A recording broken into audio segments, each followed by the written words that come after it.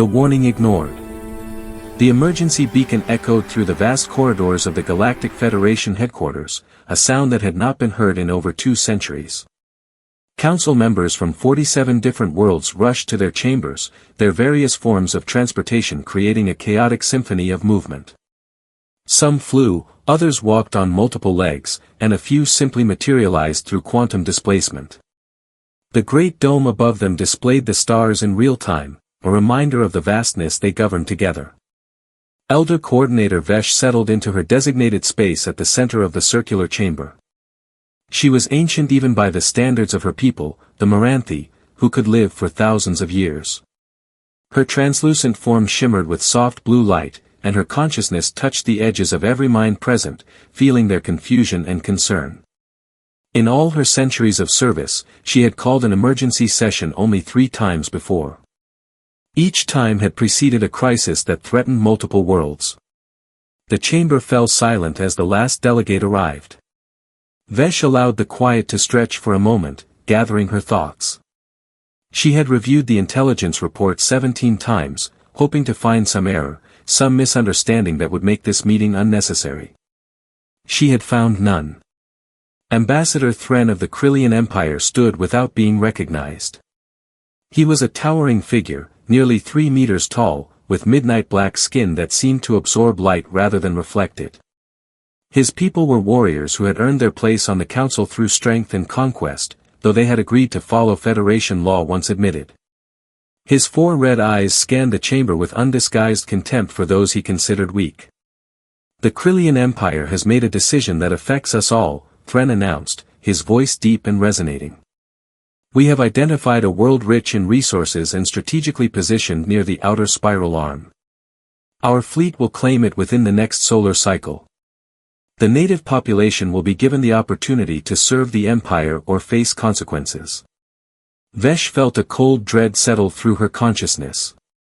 She already knew which world he meant, but she had hoped against reason that she was wrong. "Which world have you chosen, Ambassador Thren?" Thren smiled, revealing rows of crystalline teeth. "The 3rd planet of the yellow dwarf star designated as Sol 3 in your archives. The natives call it Earth." The reaction was immediate and dramatic. Delegates from peaceful species gasped or made their equivalents of shocked sounds. Several stood from their places. Others activated their translation devices as if they had misheard. Even the warrior races, those who understood conquest, exchanged troubled glances. Coordinator Nexil of the Talvaran Collective was the first to find her voice. She was an insectoid being with compound eyes that reflected like mirrors. "Ambassador Thren, surely you must reconsider. Earth is classified as a restricted world under Article 7 of the Federation Charter. No contact is permitted with its inhabitants until they achieve faster-than-light capability on their own." Thren waved one massive hand dismissively. "A law created by cowards who fear their own shadows. The humans have no space fleet, no energy weapons, no planetary defense grid. They fight among themselves constantly and cannot even agree on basic governance of their own world. They are primitives, and primitives do not deserve protection under Federation law." Vesh projected her consciousness forward, her voice filling every mind in the chamber with urgent weight. "You do not understand what you are proposing, Ambassador. Earth is not restricted because its people are primitive. It is restricted because they are dangerous." Thren laughed, a sound like stones grinding together. "Dangerous? They have barely left their own atmosphere. They send crude chemical rockets to their moon and call it an achievement. They have weapons that would not scratch the hull of our smallest vessel. What danger could they possibly present to the Krillian fleet?" Vesh turned her attention to the gathered council. "Let me share something from our archives, something most of you have never seen. 237 years ago, a research vessel from the Zephian Confederation encountered a human spacecraft near their moon. It was a small craft, carrying only 3 individuals. The Zephians were scientists, peaceful by nature, and they approached with curiosity rather than hostility." She paused, allowing her consciousness to reach into the central database and project the historical record into the minds of all present. They could see it now through her memory, the events playing out as if they were there. The human craft was primitive, held together with rivets and welds, powered by controlled explosions. It should have been a curiosity, nothing more. But when the Zephian vessel approached, one of the humans made visual contact. The researcher who wrote the report said he would never forget the look in that human's eyes. Not fear, not wonder, but assessment. The human was calculating, measuring, evaluating the Zephian ship as a potential threat and a potential resource simultaneously. The Zephians backed away slowly, then retreated beyond the human's detection range. They filed a report recommending that humanity be classified as a species of concern. The research team leader wrote that humans possessed something she had rarely seen in primitive species, the ability to remain calm and analytical even when faced with the unknown. She wrote that humans did not react, they adapted. Thren remained unmoved. A single incident from centuries ago means nothing. Perhaps those particular humans were unusual. Our intelligence suggests most humans panic easily and lack coordination. Then you have not studied them closely enough, said a new voice. Merchant Captain Sorvok of the Bendali Consortium rose from his position. He was a stout being covered in gray fur, with 6 limbs that ended in delicate manipulators. I have traded near human space for 40 years. I have never made contact, as per the restrictions, but I have observed them carefully. He activated his personal display, and images appeared in the air above the council floor. These are human cities taken from long-range scans. Look at them carefully. Notice the patterns. They build upward when they lack space.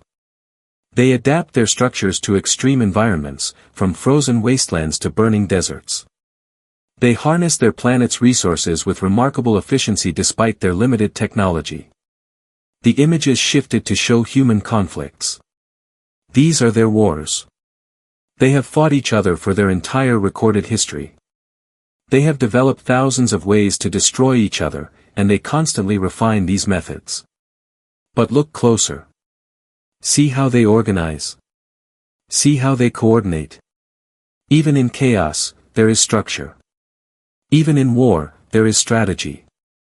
Sorvok's display changed again, showing recovery efforts after various disasters. And this is what they do when faced with catastrophe.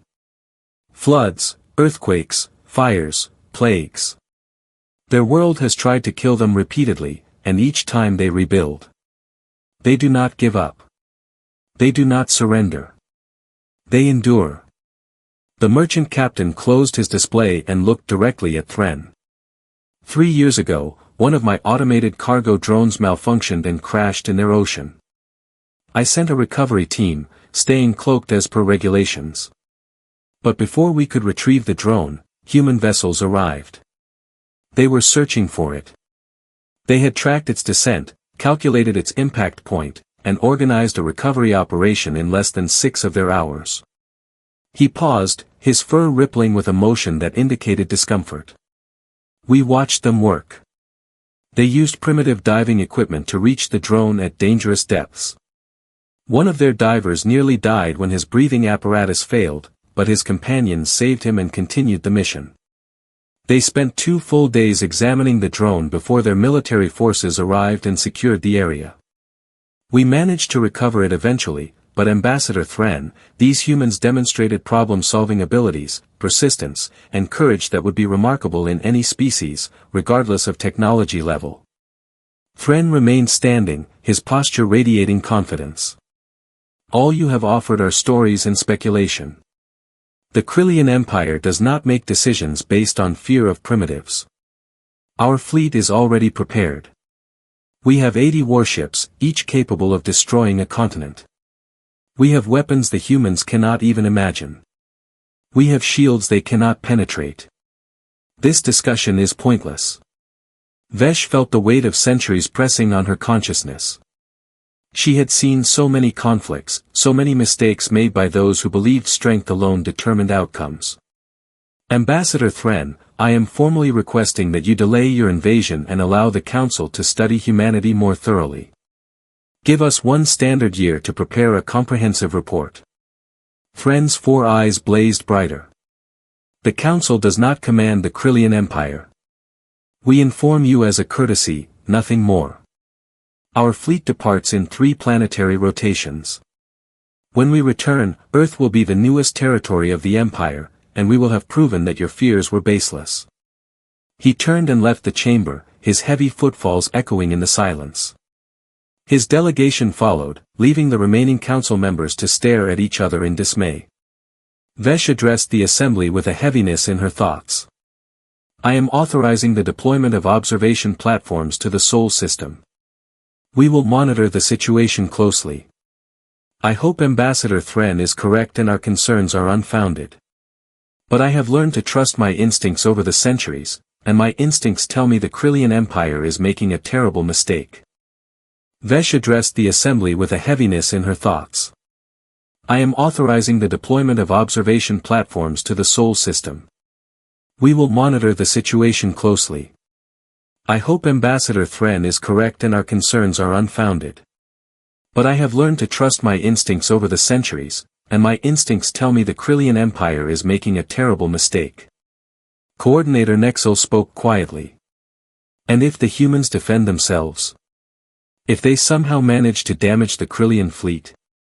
Then we may witness the emergence of a new power in the galaxy, Vesh replied.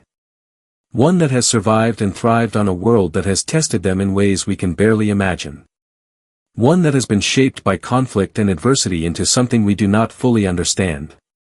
She paused, her consciousness touching the great database once more, accessing files that had been sealed for generations. There is something else you should know. 38 years ago, we detected unusual radio transmissions from Earth. Our linguists translated them. They were entertainment broadcasts, fictional stories the humans tell each other.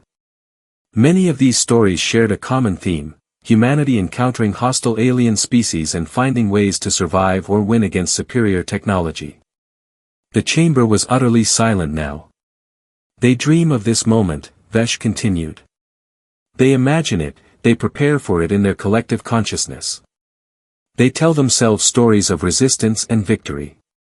Whether this is prophecy or simply the nature of a species that has always faced existential threats, I cannot say. But I know this, the Krillians are not invading a primitive world.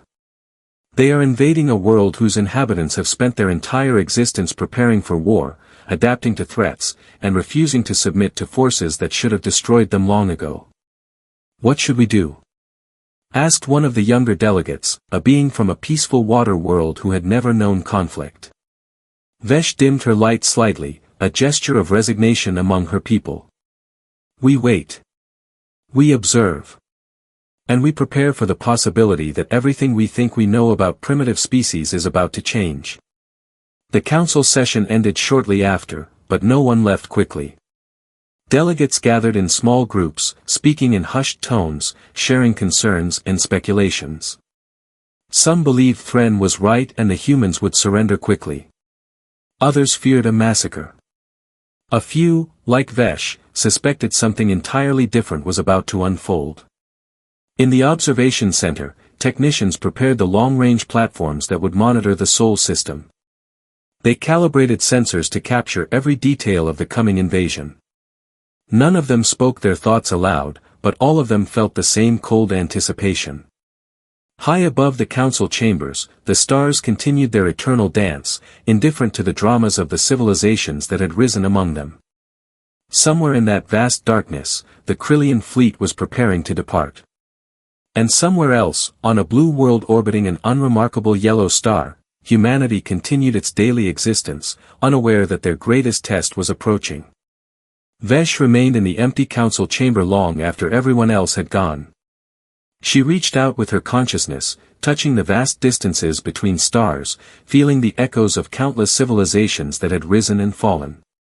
She had seen so much in her long existence, but she had never felt quite like this.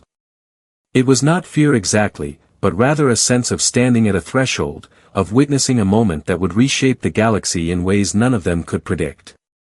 She thought of the humans on their small blue world, fighting their small wars, dreaming their impossible dreams, pushing against the boundaries of their existence with primitive tools and indomitable will. She thought of the Krillian fleet, confident in their power, certain of their victory. And she wondered which force would prove stronger, overwhelming technological superiority or the relentless adaptability of a species that had never learned to surrender. The answer would come soon enough. The Krillian fleet would arrive at Earth in less than 3 standard weeks. And then the galaxy would learn what happened when an unstoppable force met an immovable object. Vesh just hoped that whatever happened, enough of humanity would survive to tell their own story of what came next. Because she suspected it would be a story worth hearing. The Awakening. The Krillian fleet emerged from hyperspace at the edge of the Sol system like a swarm of dark predators. 80 warships, each one a masterpiece of destructive capability, arranged themselves in a formation perfected through centuries of conquest. Fleet Commander Draxus stood on the bridge of his flagship, the Conqueror's Fist, and gazed at the yellow star ahead with satisfaction. This would be his 4th world claimed for the Empire, and by far the easiest. He activated the fleet-wide communication channel. All ships, maintain formation. Proceed to the 3rd planet at quarter speed. Deploy sensor drones ahead of our advance. Let us see what these primitives have been doing since we announced our intentions. The drones shot forward, tiny automated vessels that would scan everything in their path. Within hours, Draxus would have a complete picture of Earth's defensive capabilities. He expected to find nothing more threatening than crude missiles and perhaps some primitive aircraft. The Krillians had monitored Earth's technology for years. They knew humanity had no energy weapons, no shields, no faster-than-light drives. It should be a simple matter of making an example of 1 or 2 cities, and the rest would surrender.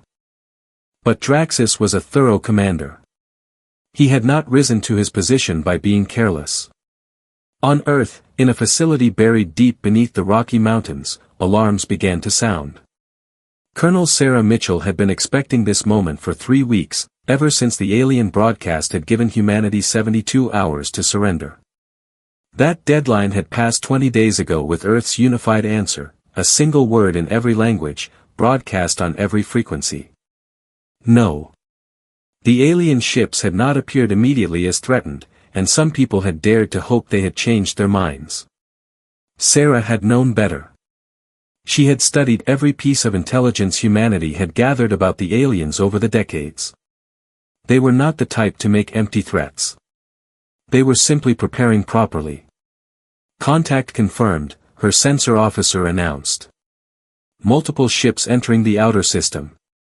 Computer estimates 80 vessels, classification unknown but consistent with military configurations. Distance approximately 4 billion kilometers and closing.